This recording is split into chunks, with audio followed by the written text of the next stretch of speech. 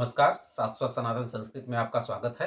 आज की पुस्तक है पंचदेव अथर्वशीर संग्रह। चलिए उस पुस्तक के बारे में एक छोटी सी जानकारी प्राप्त करते हैं। श्रीहरि प्रस्तुत पुस्तक पंचदेव अथर्वशीर संग्रह सानुवाद गीता प्रेस गोरखपुर से प्रकाशित है। पुस्तक की कोड संख्या है 1800। पतली ही पुस्तक है। पुस्तक वर्तमान मूल्य 15 रुपये है। संवत 2069 का ये संस्करण है। कुल मुद्रण 2,96,000 हो चुका है। पुस्तक की पेपर क्वालिटी और छपाई उत्तम है। अक्षर भी बड़े बड़े दिए हैं। पुस्तक में कुल 64 पृष्ठ हैं। आइए पुस्तक के बारे में जानकारी प्राप्त करते हैं। निवेदन में ही पुस्तक के बारे में उपयुक्त जानकारी, पर्याप्त जानकारी हमको मिल जाती है। चलिए मैं पढ़ के आपको बताता हूँ। अथर्वशीर्ष अर्थात अथर्वदेव का शिरोभाग। वेद के संहिता, ब्राह्मण, आरण्यक तथा उपनिषद 4 भाग हैं जिन्हें श्रुति कहा जाता है। अधिकांश उपनिषद प्रायः आरण्यक भाग के अंश हैं। अथर्वशीर्ष उपनिषद ही है और अथर्व वेद के अंत में आते हैं। ये सर्व विद्याओं की सर्वभूता ब्रह्म विद्या के प्रतिपादक होने के कारण यथार्थ में ही अथर्वशीर्ष कहलाते हैं।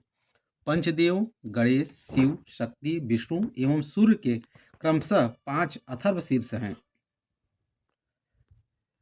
गणपत्यथर्वशीर्ष, शिवाथर्वशीर्ष, देव्यथर्वशीर्ष, नारायणाथर्वशीर्ष एवं सूर्याथर्वशीर्षम।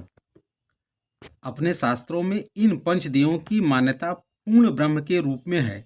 इसलिए इन पंचदेवों में से किसी एक को अपना इष्ट बनाकर उपासना करने की पद्धति है। गणपति के उपासक गाणपत्य, शिव के उपासक शैव, शक्ति के उपासक शाक्त, विष्णु के उपासक वैष्णव तथा सूर्य के उपासक सौर कहे जाते हैं। समस्त देवी देवताओं के उपयुक्त पंचदेवों में अंतर्भूत होने के से किसी भी स्वरूप का उपासक अपने इष्ट देव की सर्वोत्कृष्टता का गूढ़ रहस्य संबंधित अथर्वशीर्ष के माध्यम से जानकर उनकी कृपा का भाजन बन सकता है। प्रत्येक अथर्वशीर्ष में अपने देव को ही सर्वोत्कृष्ट, सर्वनियंता और पर ब्रह्म बताया गया है। इससे कुछ पाठक प्रथम दृष्टया भ्रमित भी हो सकते हैं, परंतु यह गूढ़ बात है। वस्तुतः परब्रह्म परमेश्वर ही पंचदेव के रूप में व्यक्त है तथा संपूर्ण चराचर में भी वही व्याप्त हैं। अपनी अपनी प्रकृति और रुचि के अनुसार ही इन पंचदेवों में किसी एक देव को अपना इष्ट मानकर उनकी आराधना करने से अधिक सहजता से भगवत प्राप्ति कर पाता है। उसके लिए वही स्वरूप सर्वश्रेष्ठ है। इसमें अन्य के हीन होने की बात नहीं है। अथर्वशीर्ष साहित्य की प्राचीनता तथा प्रामाणिकता असंदिग्ध है। अत्रि, वशिष्ठ, गौतम, संघ आदि अनेक स्मृतियों के प्रायश्चित विधानों में अथर्वशीर्ष का भी स्पष्ट निर्देश मिलता है। आदिगुरु शंकराचार्य के पूर्वकालीन श्री हंस योगी ने अपने गीता भाष्य में देव्य अथर्वशीर्ष का नामोल्लेख करते हुए उसके प्रमाण उद्धृत किए हैं।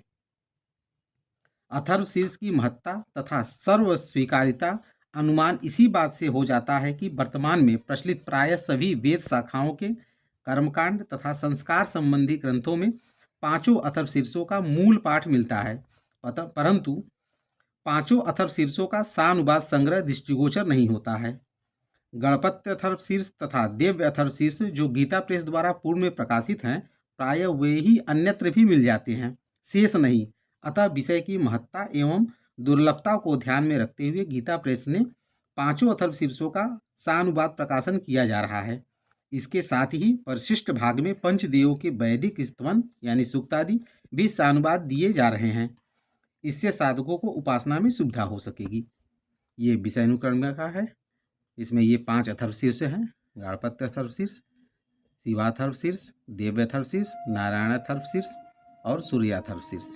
परिशिष्ट में वैदिक गणेश स्तवन है, रुद्र स्तवन, श्री सूक्त, पुरुष सूक्त, सूर्य सूक्त, वैदिक आरती है।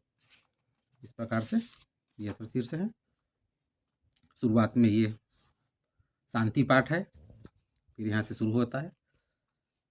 अथर्वशीर्ष पहले ये सूक्त दिए गए हैं, फिर उनके अनुवाद अर्थ भी दिए गए हैं। पुस्तक बहुत ही अच्छी है, नित्य पूजा पाठ में बहुत ही महत्वपूर्ण पुस्तक। अपने घर में इसे जरूर स्थान दें। इसी के साथ इस वीडियो को विराम देते हैं। अगले वीडियो में एक नई पुस्तक के साथ फिर प्रस्तुत होऊंगा। तब तक के लिए नमस्कार।